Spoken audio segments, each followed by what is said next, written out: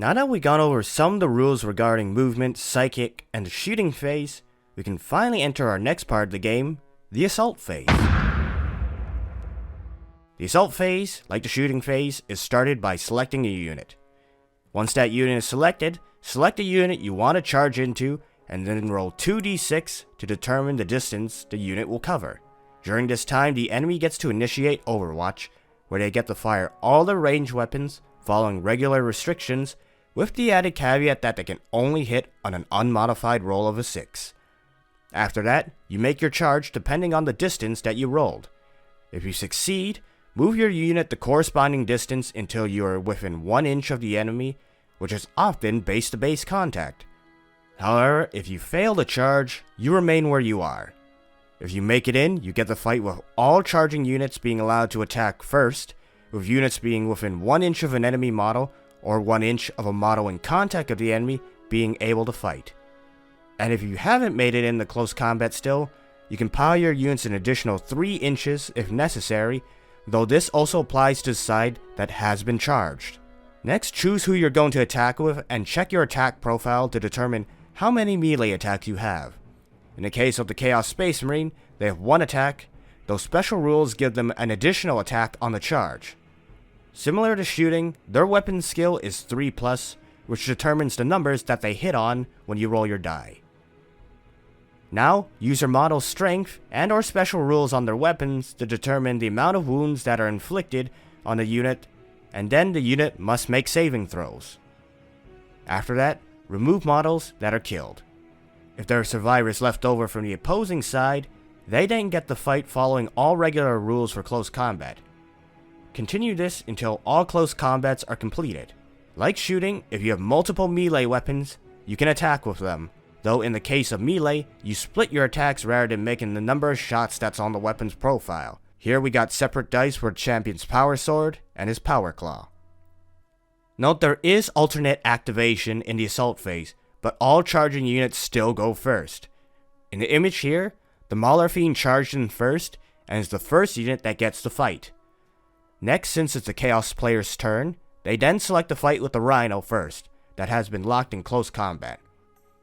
Now it's the Guards player to activate, so they choose to fight with their Guardsmen in the center first, before the Chaos player then gets the fight.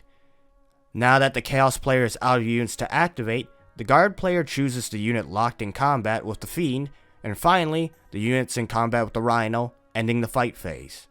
Coming to the end of a player turn, we have one last thing to do, which is the morale phase. Simple enough, a unit that takes losses will need to make a morale test. Check your unit's leadership and then roll a d6, adding the number of models lost to the total. If you exceed the highest leadership score in the squad, remove a model each point that you are over. For example, on our board, if our leadership was 5 and then we lost 5 models, we roll a d6 and get 4 for a total of 9. That means 4 additional models will be removed from play, representing our terrified or maybe not so brave troops running for their lives.